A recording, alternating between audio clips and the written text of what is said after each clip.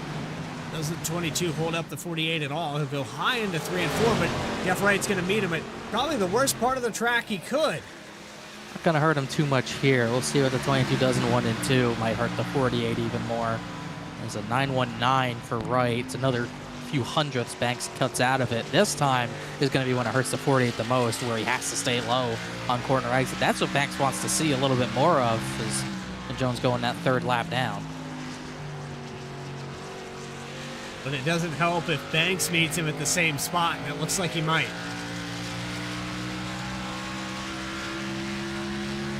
Oh, got a spin, crash. Something happened down the back straightaway. I think it was John Sanu, but it's not going to bring out a yellow. He's actually able to keep it straight. Logan Threlkeld was able to, something happened to Threlkeld. He was able to get off the track, though.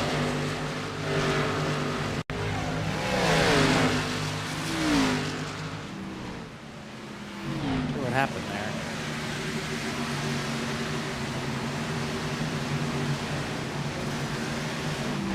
Couldn't quite see what happened to Threlkeld. See if I'll look again here. He's up in the wall. I don't know if he had some sort of issue. He had contact with Placatas, and maybe he felt bad, pulled it off the track, not quite sure. And just ended up calling it a night for whatever reason. Not out of the woods yet. 10 laps to go. Anything can happen. There's still a lot of battles going on. There's now Threlkeld and Sanu are behind the wall. Stravado has not been able to pass the 22, and that's allowed Jeff Wright to kind of stagnate this lead. And Joshua Banks did get around. I think the only thing Banks could have done better this run was back off the 35 and 48 a little bit, or back off the 33 and 48 a little bit more, to where he wasn't in as dirty of air and could save the tires a little more. And then he could have pounced when the 33 started fading. He was a little too tucked up to both of them, and obviously the 33 fell off hard, and he just doesn't quite have enough compared to the 48 to make that pass, I don't think.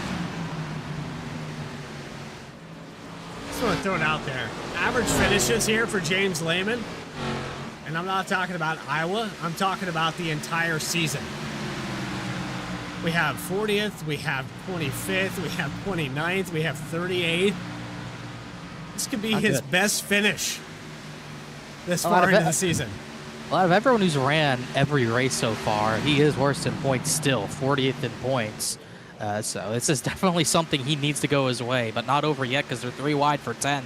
And with Carwile in the middle of it, Kibbe's actually really in the middle of it. He is fading at the end of this run. And we're talking about Carwile not having great runs here, but he's in the top 12 just about here. They're going to continue this trend for 10th position, fighting amongst themselves. Chuck Sweeting has the best spot of these drivers between Sweeting, Shepard, Carwile, Butler, Kibbe. All 4 position here off of turn 4. Coming up on 5 to go. 5 cars under a blanket for position. Chad Klinger just trying to have fun. You got Lehman and Turner for 9th, actually for 8th. Turner on those fresher tires. He's been able to recover pretty well. He got by this battle at a good time. Carwile looks to the inside. 71 has the run. 98 is Shepard into the middle. They're going to trade positions again. This is good stuff.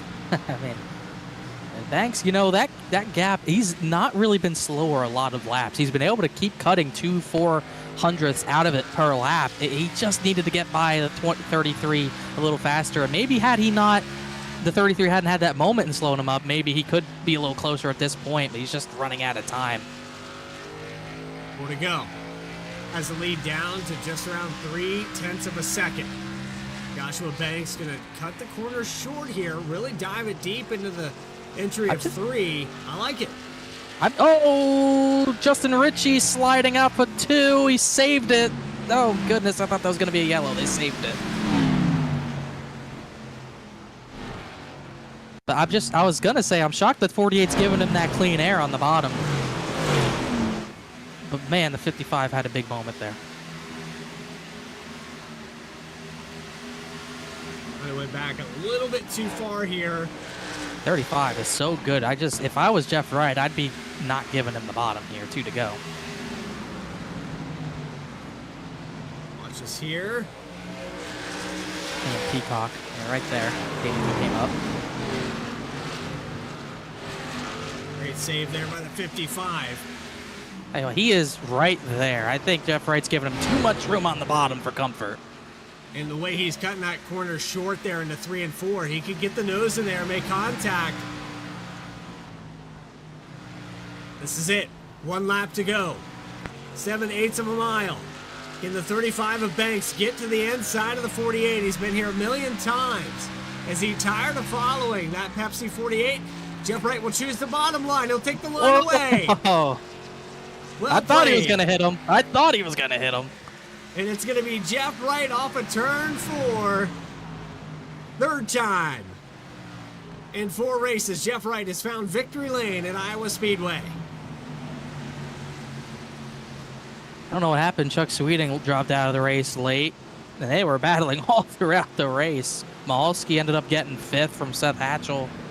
Crazy, crazy race. AJ Stravano with the top 3. Cabot, Mahalski the top 5. Congrats to Mahalski gaining 10 positions. Stravano gained 26 spots to become your Clark Print Shop Biggest Mover Award in this race. I looked back, the battle for 13th actually went sour. Kenny Kibbe and Chuck Sweeting had contact with 3 to go, which put Sweeting into the inside wall, and that's why Chuck Sweeting did not finish. But it's all Jeff Wright once again.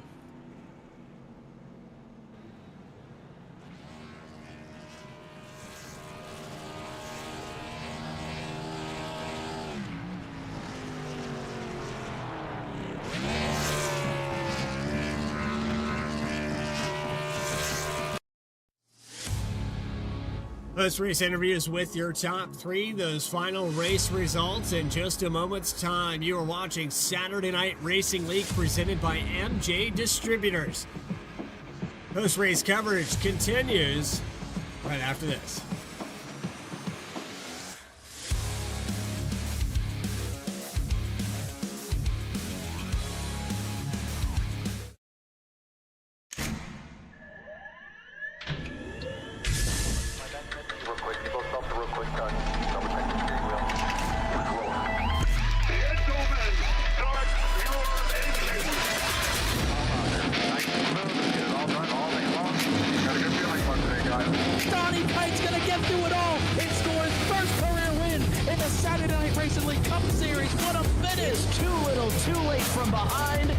Sebastian Marin, your first repeat top split winner of the qualifying series. We knew it was just a matter of time. Hunter Sr. is victorious. Josh Adams taking the win at Iowa. GC Spider Motorsports takes home the 1-2-3 finish.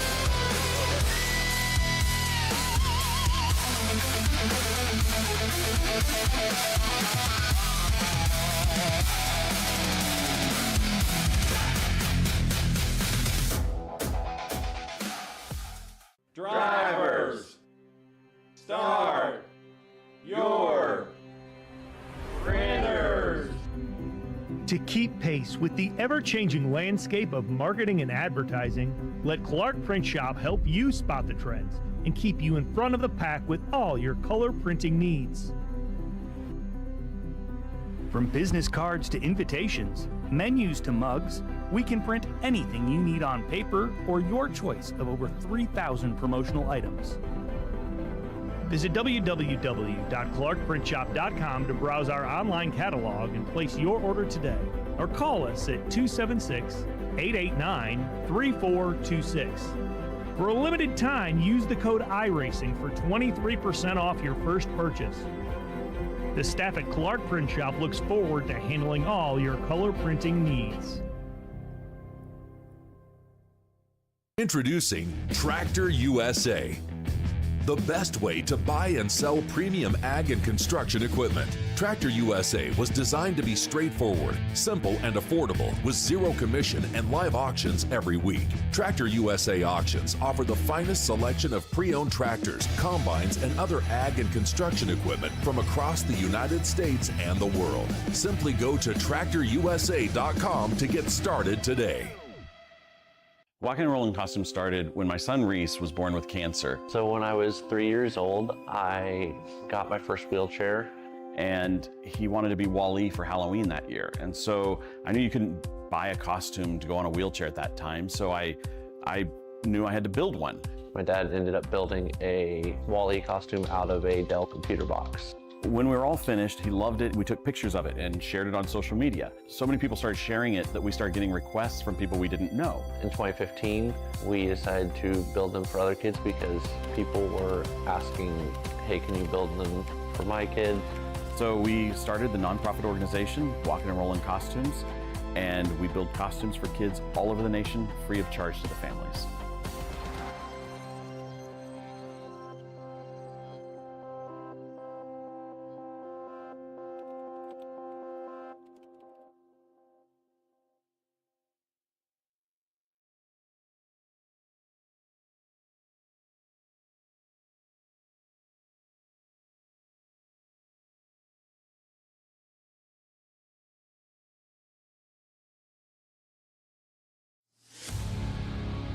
Back here live at Iowa Speedway as we round these drivers up. Those final race results coming at you in just a moment. But, man, what a fantastic race. The only thing we didn't see here tonight, Connor Horn, was green flag pit stops. Everything else we saw.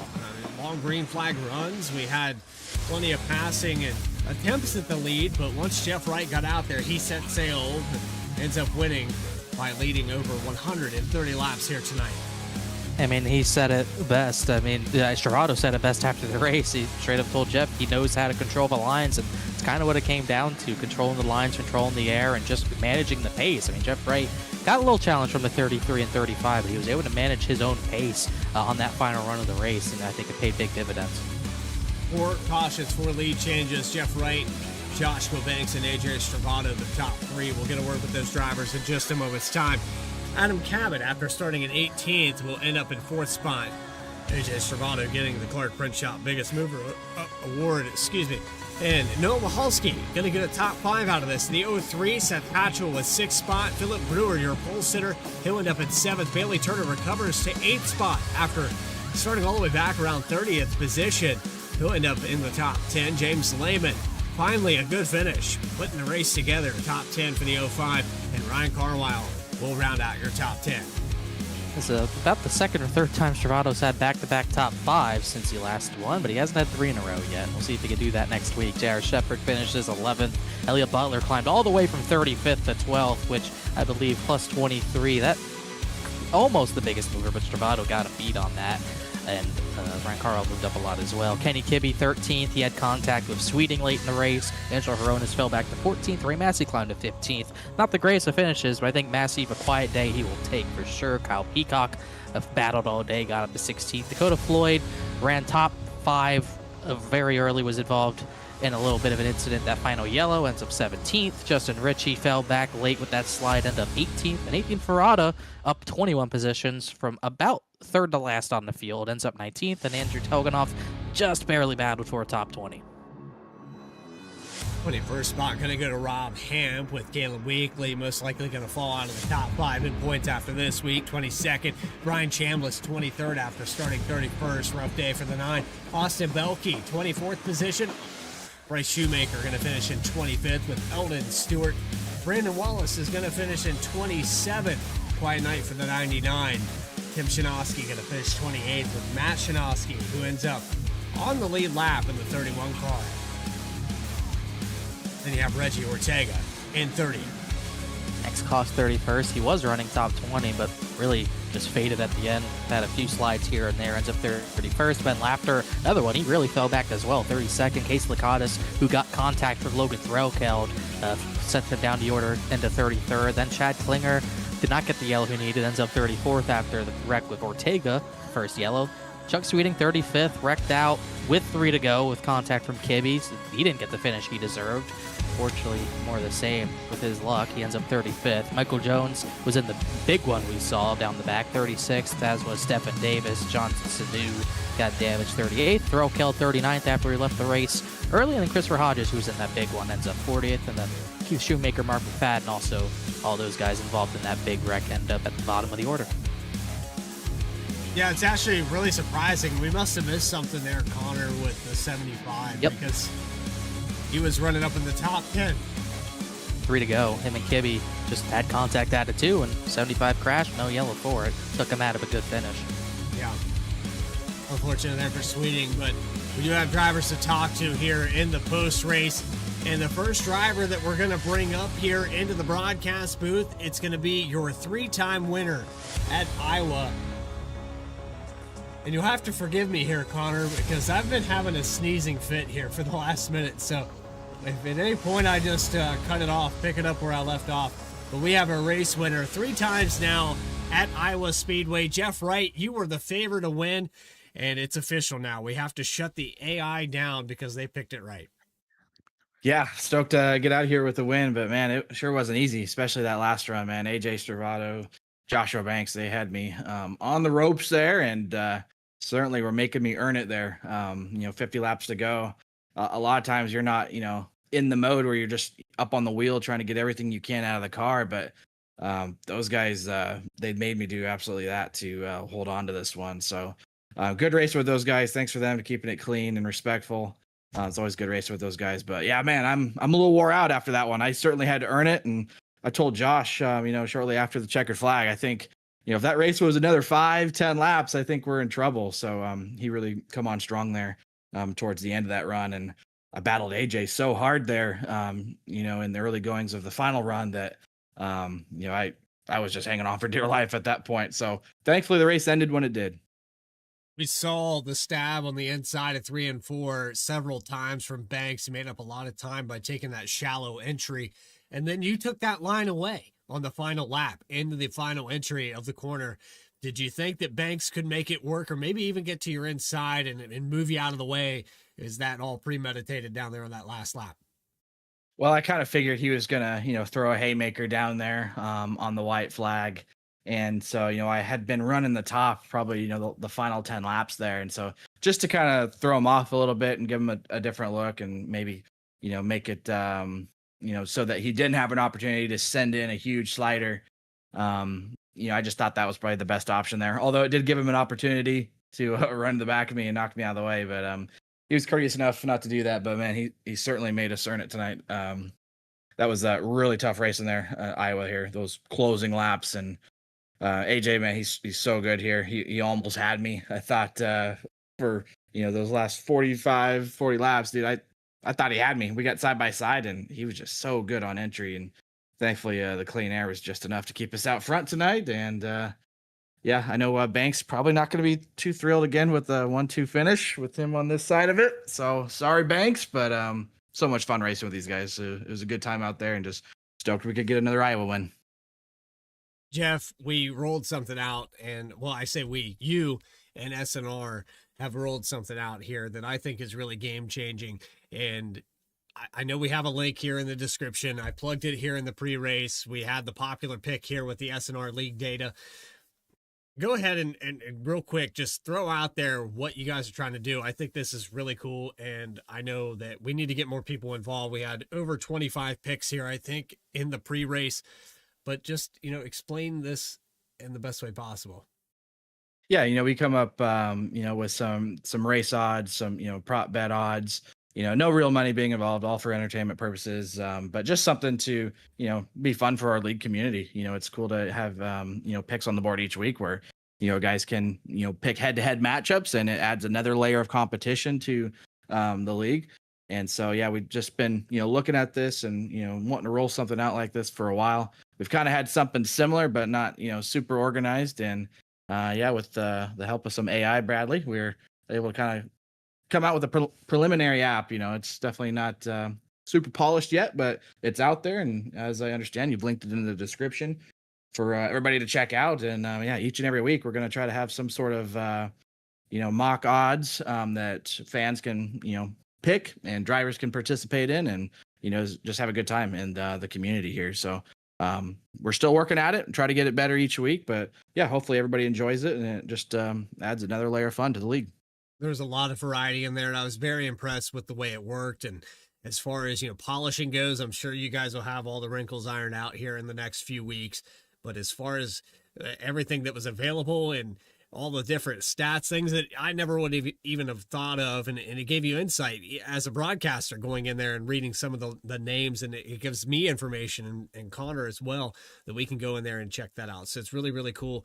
And we appreciate you coming up here and everything you do for SNR. Anybody you want to shout out here for this win, third win at Iowa? Yeah, just big thanks to you guys up in the booth. VSPEED putting on a show every single week. We're so fortunate to have you guys. Obviously, our other partners, league sponsors, M&J Distributors being our series title sponsor, 29 Graphics, Walk and Roll Costumes, Juicy Spider Studios, Clark Print Shop, and FireStorm Racing. We got a lot of awesome partners and financial support that we can do this. And yeah, I mean, real quick, lastly on the odds deal, you know, we have so much data inside of SimRacer Hub that we use AI basically to pull all that data, and it comes out with a lot of cool things. So, it's not, any one of us particular admins coming out with these. It's really just, we pull stats from SimRacer Hub. We have 6 seasons, and also want to shout out that we got our 100th SNR Cup Series race coming up next week at Rockingham. So, it's pretty cool to be coming up on 100 races here in this league. We started back in 2023, and, all the support and help from the admins, Reggie, Brian Chambliss, Chad, everybody. It's cool that we're coming up on that milestone, and just can't wait to keep things going. To continue where we left off, you win the 99th race. Can you win the 100th? And Joshua Banks going to be kind of favored there to be up front at Rockingham. Jeff Wright, we appreciate you coming to talk to us, and we'll see you in 7 days' time. Rockingham. Thanks, guys. I appreciate it. There you have it. Race winner here at Iowa Speedway.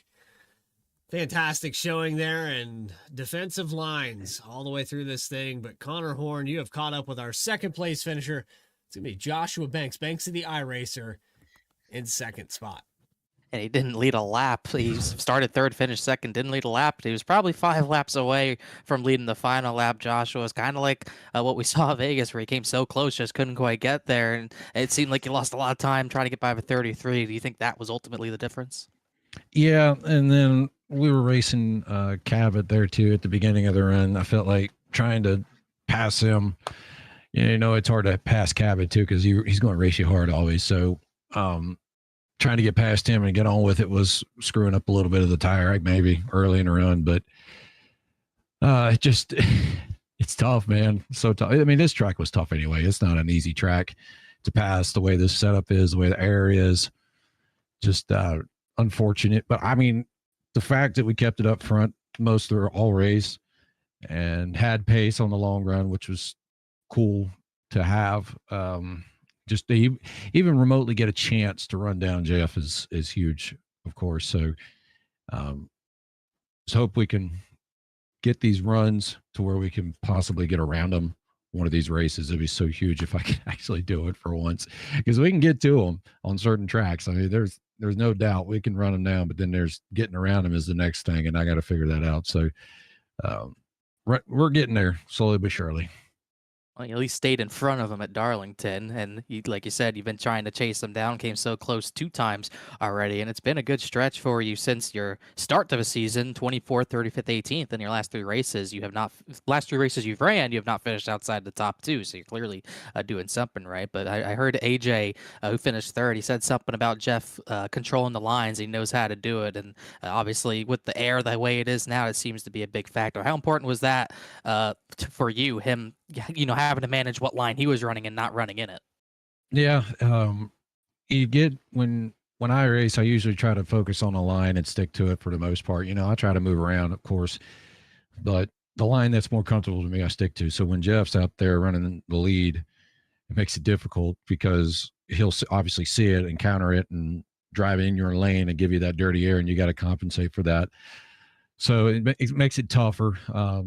And with this Iowa, you can't really move around in 1 and 2 as much. You only maybe got 2 lanes you can work with. 3 and 4, you can move a lot with the multiple grooves, which helped. But I was really dogging that bottom lane and trying to use it the most I can, because I knew that's where I was best at, but then move up a little bit if I could. So whenever Jeff ran the top and AJ ran the middle, I was golden. I was happy about that. Just it's tough when you got him defending good multiple lanes and able to do so well at it, and that's the big key. You don't have to be the fastest. You sometimes you may not be the fastest, but as long as you're controlling the air and controlling the lanes and keeping the guys behind you, you can do good. And Jeff obviously proved that. I did that Darlington, even though it was only a couple of grooves you could work with, but still, if you can figure that out and maintain the lead, man, you got it made on that. So next step is like I said earlier, was trying to figure out how to get around them in the dirty air, and we're working on it. So just keep working at it. Hopefully we can figure it out and just get around them. That is the key, man. Just getting around them is the hardest part. Certainly the key, getting in around them. And next week, you go to Rockingham, another track where aero matters. Then we go to Texas in 3 weeks as well. So you'll have your chances to get them for sure. But another good run for you, up to 11th in the points, even with missing a race. 3 straight top 2 finishes in the races you've ran, like I mentioned. So you've been on a good streak. And anyone you want to thank or shout out, helping you on that streak.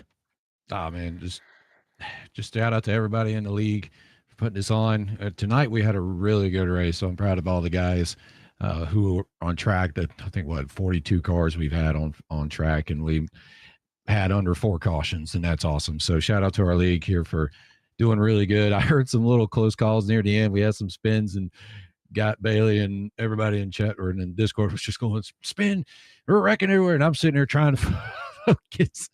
So, but other than that, shout out to all the guys racing. Shout out to our league admins and all those guys up top for doing what they do. They put a ton of work into this league. They just released the website for the betting and all the information and everything. I know that was a ton of work to put that into effect, and that was really cool to see. So all their work that they put into this league, I appreciate all they do, and shout out to them. And shout out to all our sponsors. We got everybody that has joined us for so long. We've got me, M&J Distributors, Juicy Spider, Walk and Roll Costumes, Clark Print Shop, 29 Graphics, and y'all on VSPEED. And again, thank y'all for doing what y'all do in the booth as well. I didn't want to leave y'all out, but thank y'all for putting on awesome broadcasts each and every week. And y'all do a great job at it. So thanks, everybody. I missed one. FireStorm Racing too. So thanks, everybody, for hopping on board for this season, and we'll just keep the train rolling. We're going to try to keep these top 5 finishes rolling. We got to keep the consistency going to beat Jeff. So just keep the train rolling, like we did season 3, and just finish out strong every week. That's what we're going to do. You're going to try to do that, and you usually do that at Iowa. It's your 3rd top 5 finish in 4 races at Iowa, so you kept that streak going as well. Thanks for talking to us, Josh. Good finish. We will see you maybe next week at Rockingham. All right, buddy. Appreciate you. Yes, sir.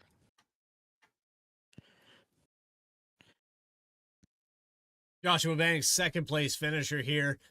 Had a little extra bass in his voice this week, Connor. I don't know if you noticed that or not. I think maybe a new microphone. Also had no camera. Very disappointing. Yeah, I thought for sure you would have a camera up here.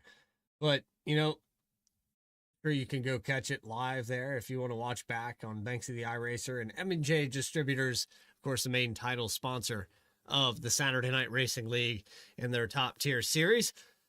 But we have one final driver to talk to. It's your 3rd place driver, AJ Stravato, in the number 33. Sorry, I don't know where I am right now. I got to say, AJ, with this new rollout, I picked you all across the board. I picked you verbally on the race broadcast. I picked you in the odds. You had 8 other people believing in you. And I tell you what, if this track wasn't the way it was tonight, I think you had it. I appreciate it, man. Started back in 29 today. That's a long way to go. I didn't make it easy for myself, unfortunately. I really messed up my qualifying lap, which either seemed to really hit a good lap or really mess it up. There's no in between. But it was really fun picking through the field, just kind of figuring out where to save and whatnot. And I don't know, just was able to really make some good time on the bottom. But once we got up front there and made some ground up there and got by of James and Banks, it was just really about sizing up Jeff and just trying to find a way around him. And he's just so good at just defending lines and just predicting where other people are going to go. And that's really the difference. I think we had the pace to win, but Jeff's just, I got to tip my cap, man. He's just a better driver when it comes to managing clean air and doing all that. So tip of the cap to him. And the time Banks got to me, it was kind of too late. So Jeff did a great job managing clean air and fending off me, Banks, and Lehman all race and different segments. So props to him, and had a lot of fun driving through there. Rockingham coming up next week, and this is one of those niche tracks, just like Rockingham, where you have a unique line around this place. You have unique names that are up here up front the whole time. Do you feel like you're going to pick up right where you left off, battling the 35 and the 48? I got to put a little bit of practice in. I think Rockingham is, I think they did a rescan, and I'm not really sure where the dominant line is. I'm sure if it's top heavy, it's whoever gets clean air. So just got to figure that out. The old layout, I know, was a lot of fun, but I think Banks and Jeff and even Bailey, I think, are going to be some of the guys to beat next week. So as long as I can run with them and kind of learn from what they're doing in practice, I think we'll have a good shot of running up there and having a shot at winning. A lot of people supporting you in iRacing and in real life. Go ahead and shout those people out here for the third place at Iowa. Yeah, I appreciate that. Tiltify, Aftermark Coffee, Lucky Ducks, Nexus Esports, and I guess everybody out there who's watching, and you for picking me. I appreciate it. Sorry I let you down. I need to qualify a little bit better. It is what it is. I mean, I go off the stats, and then I don't know if you checked out the website, AJ, but man, yeah, it's nice. You were looking good. I mean, I was reading things up, and I tried to make an educated decision, and I wasn't quite wrong. I appreciate it. This is one of my better tracks in terms of iRacing. So just unfortunately, I couldn't qualify better, but we'll get them next time. Clark Print Shop Biggest Mover Award, 26 spots gained. AJ Stravado, we'll see you next week in North Carolina. Yes, sir. So there you have it, your top three here at Iowa Speedway. A fantastic show, a fantastic... And I hit the wrong button there. Wouldn't you know? A fantastic broadcast as I hit the wrong button. We just marked it right there. The asterisks and the whole thing. There's always one mistake, Connor, and I usually make it. Well, there's always Rockingham to make either more or less mistakes, so you'll have your chance there next week, I suppose. But good return to racing, and we kind of saw really good racing at this track. We saw both lanes really working. We didn't see the green flag pit stops. Maybe we're hoping to see. Maybe other drivers were hoping to see. It was going to be pretty tight if it went green, whether the one stop was faster than the two stop. Saw not too many big incidents. We saw a little bit of beating and banging, but not that much. Just a lot of great racing and great lane control from the 48, like the 33 and 35 we're talking about. Jeff Wright was just able to manage just enough to stay right in front of the 35 of Banks at the finish. A lot of drivers who needed good finishes got good finishes. A lot of drivers who had issues tonight were able to recover for the most part. And unfortunately, some drivers got caught out late in the race. But either way, it was a good race and another pretty fast kind of short track intermediate. But Rockingham's a whole different beast than Iowa. Going to be April 18th at 10 p.m. Eastern Time, week number 8 of the season number 6. You can catch it live here on VSPEED. We have it all the way through to the very end in the championship. I'd like to thank everybody for tuning in to all of these broadcasts. And Connor, I know you're going live more and more often. You've been part of VRX, and I think you're doing a little bit here for the Mystic Cup Series. Is that correct? I've done some races here and there, yes. Well, we can catch us live here on VSPEED all the way through the week. You'll hear my voice, Connor's voice, and everyone in between. And that brings us to the tail end of our broadcast. Hope you enjoyed it here tonight. Hit the subscribe button. You'll never miss a single race. We go live on days that end with Y.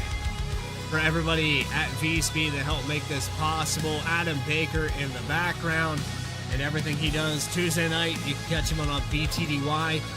Morgan Cook, Eddie Smith, Logan Threlkeld, and of course my co-commentator Connor Horn for 5 consecutive seasons, now going on 6.